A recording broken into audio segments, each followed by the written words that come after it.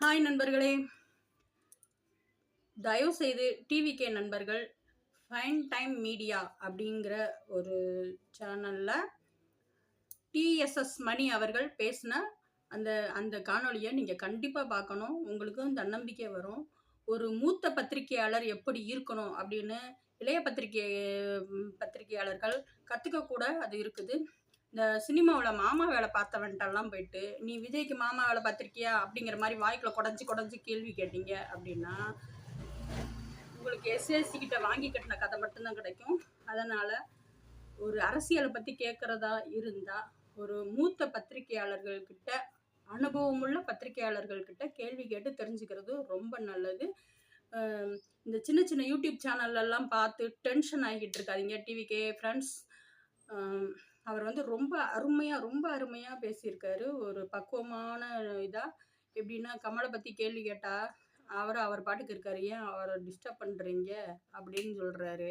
அப்புறம் கச்சத்தீவோட நிலைப்பாடு நமக்கு என்ன தேவை அப்படிங்கிறதும் ரொம்ப அருமையாக பேசியிருக்கிறாரு. எனக்கு ரொம்ப பிடிச்சிருந்தது. ஏன்னா வின் டிவியில் 90s ஒவ்வொரு தினசரி பேப்பரும் எல்லா தினசரி பேப்பரும் படிக்கணும் அப்படின்னா எங்கள் வீட்டில் பேப்பர்லாம் வாங்க மாட்டாங்க. அவர் படிக்கிறத வச்சு தான் நான் அரசியல் செய்தியெல்லாம் ரொம்ப அருமையாக பார்ப்பேன். நல்ல நையாண்டியோட ரொம்ப அனுபவமிக்க நடுநிலையாக பேசுவார். தயவு செய்து டிவிகே நண்பர்கள் அந்த அவர் பேசின டிஎஸ்எஸ் மணி அவர்கள் மூத்த பத்திரிகையாளர் பேசினதை கவனிங்க. அப்புறம் பார்த்தீங்கன்னா, அண்ணன் ஒவ்வொரு சனிக்கிழமையும் தமிழ்நாட்டுக்கு கிளம்பி வராராம். அதை பற்றி பேசுகிறதுக்கு முன்னாடி என்னோடய சேனலை ப்ளீஸ் சப்ஸ்கிரைப் பண்ணி எனக்கு சப்போர்ட் பண்ணுங்கள் ஃப்ரெண்ட்ஸ். சனிக்கிழமை வர்றதுனால இவங்களுக்கு என்ன பிரச்சனை? சனி பகவான் கர்ம பலனை தர வர்றவர்.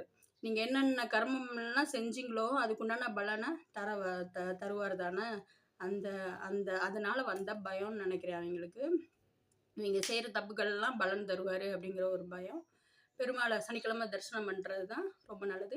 இருக்கிறவனுக்கு ஒரு வீடு, இல்லாதவனுக்கு தமிழ்நாடு. கொடுத்தா லாட்ஜி ஹிட்டு, இல்லாட்டினா ஏரியா ஹிட்டு.